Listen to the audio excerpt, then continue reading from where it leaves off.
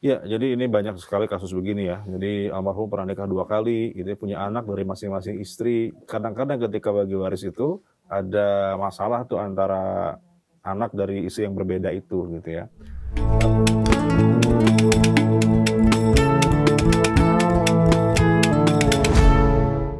Assalamualaikum warahmatullahi wabarakatuh. Ayah bunda yang baik hati. Kembali kita kepada program kajian waris. Kita akan membahas pertanyaan-pertanyaan yang masuk terkait masalah warisan dalam keluarga. Baik, kita langsung saja masuk ke pertanyaan yang pertama. Silahkan. Assalamualaikum Ustadz. Waalaikumsalam. Izin saya ingin membacakan pertanyaan jemaah yang masuk sosmed Muslim. Pertanyaan dari Instagram, Ibu Mesya domisili Palembang. Ustadz, nama saya Mesya dari Palembang. Izin bercerita tentang masalah warisan keluarga saya. Ayah saya wafat 2 tahun lalu. Ayah wafat 2 tahun lalu. Meninggalkan rumah, sawah, dan tabungan sekitar 200 juta rupiah. Ibu masih hidup dan kami 5 bersaudara. 3 laki-laki dan 2 perempuan. Setelah ayah wafat, salah satu kakak laki-laki saya langsung pindah ke rumah warisan dan menguasai semua aset, termasuk menyewakan sawah dan mengambil semua hasilnya tanpa pembicaraan dengan kami. Alasannya karena selama ini dialah yang paling berjasa membantu ayah. Itulah sebabnya dia merasa berhak mengambil warisan lebih awal. Saat kami coba menegurnya, ia marah dan berkata pembagian warisan akan diatur nanti saja kalau ibu sudah meninggal. Pertanyaan saya, apakah boleh seorang anak langsung menguasai harta warisan sementara belum ada pembagian secara resmi, dan benarkah warisan baru bisa dibagikan setelah ibu wafat meski itu adalah harta milik ayah yang sudah meninggal? Oke, ya. Berarti pertanyaan ada 2 tadi ya. Yang pertama terkait masalah ada salah satu ahli waris yang menguasai ya. Iya. Salah satu Ahli waris yang menguasai. Ahli waris yang menguasai. Nah, ini kadang-kadang suka terjadi dalam beberapa keluarga itu ada ahli waris yang merasa paling berhak.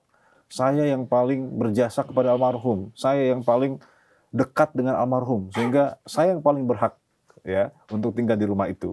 Nah, ini lagi-lagi masalah pemahaman yang sangat wajib untuk dikoreksi ya, bahwa orang ketika sudah wafat itu bukan miliknya dia, bukan milik dia lagi.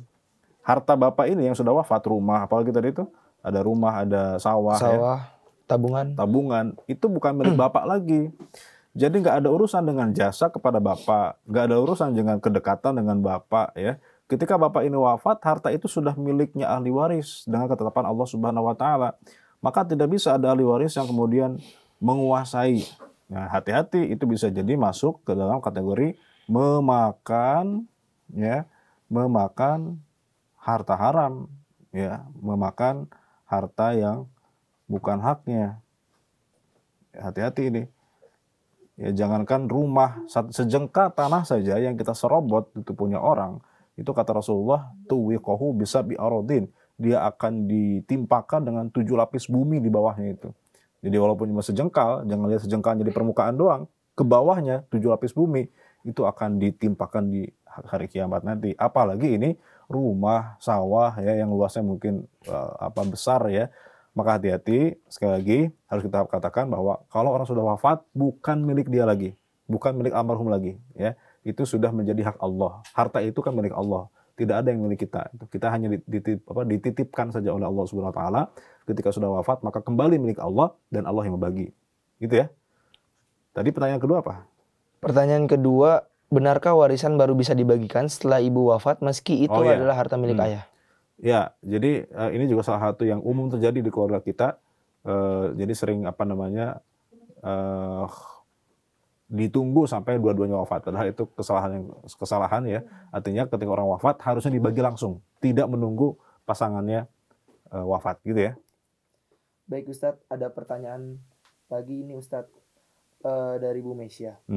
Ustadz, ada satu hal lagi yang ingin saya tanyakan. Sawah yang disewakan itu sudah ada hasilnya selama 2 tahun. Bagaimana dengan hasil sewa sawah yang sudah digunakan kakak saya? Apakah kami semua sebagai ahli waris punya hak atas hasil tersebut? Dan jika iya, bagaimana cara menagihnya secara baik dalam pandangan syariat Islam? Ya, itu sekali lagi ya, bahwa ini kesalahan dari awal. Harusnya kan dibagi langsung ya, tapi dikuasai oleh salah satu pihak. Kemudian bahkan hasilnya itu dinikmati oleh satu pihak saja. padahal dia bukan satu-satunya ahli waris, ada anak yang lain, ya ada ahli waris yang lain. Ketika kemudian dinikmati selama bertahun-tahun itu hasilnya, maka ya selama itu pula dia memakan hak orang lain gitu. Maka kalau dia ingin bertaubat, dia ingin menebus kesalahannya, dia harus membayar hutang-hutangnya itu. Dia harus mengganti. Selama ini dia dapat hasil sewa rumah itu berapa besar, berapa rupiah ya. Maka kalau nggak dapat keikhlasan dari ahli waris yang lain, ya mau nggak mau dia harus mengganti. Kalau dia mau bertaubat. Karena taubat dari dosa kepada manusia itu tidak cukup hanya dengan istighfar. Tidak cukup hanya dengan minta ampun kepada Allah, salat taubat. Nggak cukup. Dibalikin itu hartanya yang pernah dia ambil, yang mana itu hak orang lain. Saya kira itu ya. Baik Ustaz, Oke. pertanyaan selanjutnya ada pertanyaan dari kolom komentar Instagram dari Pak Hilmi, domisili Pekanbaru. Ya. Pertanyaannya yaitu, Ustaz, nama saya Hilmi dari Pekanbaru. Izinkan saya bercerita tentang masalah warisan keluarga saya. Ceritanya cukup rumit dan melibatkan kasus warisan lintas negara. Ayah saya menikah 2 kali.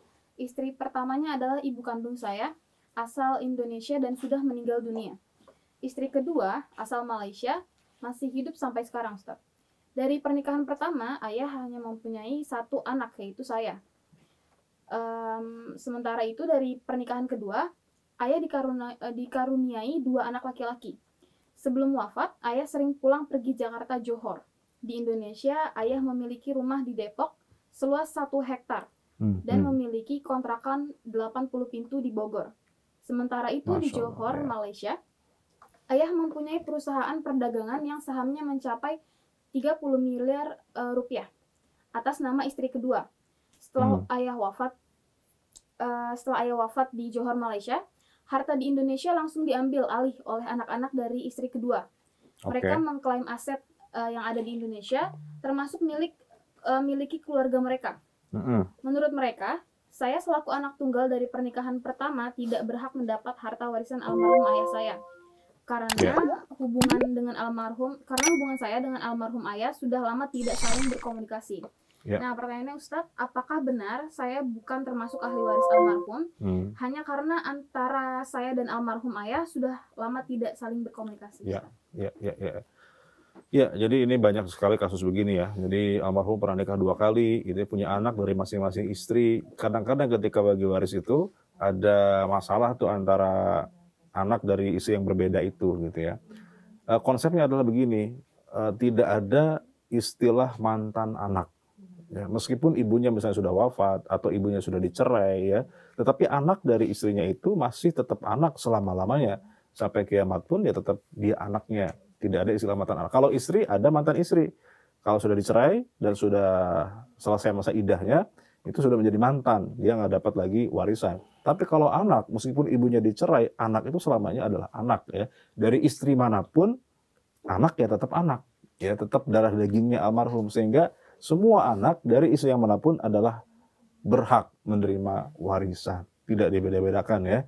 Tidak karena misalnya tadi sudah lama nggak teleponan, ya itu kan masalah keluarga, masalah komunikasi. Tapi dalam masalah warisan, itu aturan Allah yang berlaku. Sekali lagi ya, bukan masalah kedekatan, bukan masalah hubungan dengan almarhum. Saya kira begitu ya. Oke, baik Ustadz. Masih ada lanjutan cerita dari Pak Hilmi. Ustadz, saya sudah sempat berkonsultasi masalah ini kepada seorang Ustadz. Menurut pendapatnya, saya masih berhak untuk menerima warisan dikarenakan pernikahan ayah, ibu, sah secara agama dan negara. Dan sepengetahuan saya, saat ibu wafat, status ayah dan ibu masih suami istri. Menurut kuasa hukum, saya berhak mengajukan tuntutan ke pengadilan syariah di 2 negara untuk memperjuangkan kembali hak waris saya. Apakah dalam Islam boleh ada penyelesaian warisan secara hukum internasional, Ustaz? Wah, hukum internasional, saya baru dengar nih ya. Saya kurang tahu ya, mungkin di tiap negara kan beda-beda apa namanya, kan ada wilayah yuridiksinya gitu ya. Kalau orang Indonesia berarti kan pakai pengadilan Indonesia kan gitu ya, tergantung dia warga negara mana. Kalau warga negara Malaysia berarti pakai hukum di sana gitu ya. Walau alam kalau ini istrinya orang Malaysia, suaminya orang Indonesia, terus masalah warisan gugatnya ke pengadilan mana ya. Nah itu perlu ditanya ke pengacara ya. Terus terang saya kurang tahu kalau gitu. Oke? Siap. Baik Ustadz, ada pertanyaan lagi dari kolom komentar YouTube. Ya, silakan. Mas Firdaus, domisili Samarinda. Ustadz, nama saya Firdaus dari Samarinda. Izinkan saya bercerita tentang masalah warisan keluarga saya. Saya seorang PNS dan saat ini sedang mengurus pembagian warisan milik mendiang orang tua saya senilai 1,4 miliar rupiah. Orang tua saya memiliki 5 anak, 3 perempuan dan 2 laki-laki. Adik bungsu saya laki-laki terlahir dengan keterbatasan mental. Dia tidak dapat mengurus diri dan ketergantungan kepada orang lain. Sementara itu, saya juga memiliki kakak pertama yang hidup mapan dan berlimpah harta. Kakak mulai menentang pembagian warisan yang sesuai syariat Islam. Ia menuntut pembagian warisan secara rata dan adil. Sementara itu, saya sebagai laki-laki pertama justru berpikir ingin membagi warisan sesuai syariat Islam agar adik bungsu saya mendapatkan haknya. Meskipun kondisinya penuh kekurangan. Saya bingung. Di satu sisi, ada pihak yang ingin memperjuangkan syariat Islam. Namun, di sisi lain ada pihak yang ingin memperjuangkan keadilan sosial. Ustadz, bagaimana menyelesaikan kondisi seperti ini tanpa harus melukai pihak yang lemah ataupun memicu konflik keluarga? Iya. Jadi ya, seolah ada pertentangan antara hukum waris dengan hukum dengan keadilan ya. Seolah-olah menjalankan hukum Islam itu tidak adil gitu, seolah-olah begitu ya. Padahal adil itu kan sangat relatif. Adil menurut siapa dulu? Ya, ada adil menurut bapak, adil menurut anak, adil menurut kakak, ya, adil menurut Allah. Ya, menurut siapa? Ya, menurut kita sebagai orang Islam yang adil itu adalah hukum syariat, hukum Allah. Karena Allah yang Maha tahu tentang manusia yang diciptakan ya. Allah itu sang khalik, kita hanya makhluk ya. Maka Allah menurunkan aturan yang sesuai dengan karakter manusia itu sendiri karena Allah yang menciptakan, karena Allah yang menciptakan kita sebagai makhluknya. Ya, pabrik itu ya ketika mengeluarkan produk misalnya HP gitu, kan disertakan dengan manual booknya. Ya, kenapa? Karena pabrik tahu bagaimana cara menggunakan HP itu supaya jangan sampai kemudian HP itu digunakan dengan cara yang salah sehingga HP-nya rusak. Yang paling tahu cara menggunakan HP yang benar itu siapa? Ya yang menciptakannya, siapa? Pabriknya gitu ya. Nah, dalam hal ini Allah Subhanahu wa taala menciptakan kita manusia dengan berbagai macam fitrahnya. Nah, salah satunya adalah fitrah menyukai harta. Ya, tidak pandang kakak, adik, paman, ponakan gitu ya. Kalau masalah warisan, masalah harta bisa berantem. Makanya Allah turunkan hukum waris yang sangat detail, sangat rigid gitu ya dalam Al-Qur'an sehingga tidak boleh dilanggar itu. Kenapa? Karena kalau diserahkan kepada kesepakatan, boleh jadi sampai kiamat nggak sepakat-sepakat ya. Yang satu pengen A, yang satu pengen B gitu ya, sehingga nggak ketemu. Maka Allah ambil alih. Udah Allah yang ngatur, kalian gak usah sok tahu gitu. Ya, jalankan saja itu. Kecuali kalau masalah itu dijalankan, ada ahli waris yang ridho bagiannya dibagi pada yang lain, ya silahkan. Tapi jangan langsung potong kompas begitu saja. Saya kira begitu ya. Baik Ustadz, masih ada lanjutan cerita dari Mas Firdaus. Ustadz, jika kami sudah sepakat pembagian warisannya sesuai syariat Islam, apakah boleh saya mengelola uang warisan dari adik bungsu saya? Mengingat dia belum bisa mengatur kehidupannya secara mandiri. Ataukah harus kakak perempuan saya yang memegang bagian warisan adik bungsu saya? Oke, jadi ada orang-orang yang memang tidak diperkenankan untuk memegang hartanya sendiri ya. Dalam istilah fikih namanya mahjur ya. Mahjur itu adalah orang yang tidak cakap, mengelola harta ya. Maka orang yang seperti ini tidak boleh dibiarkan megang harta sendiri. Misalnya anak kecil yang belum bisa ngatur uang ya, atau orang gila, atau orang yang memang punya keterbatasan tadi ya.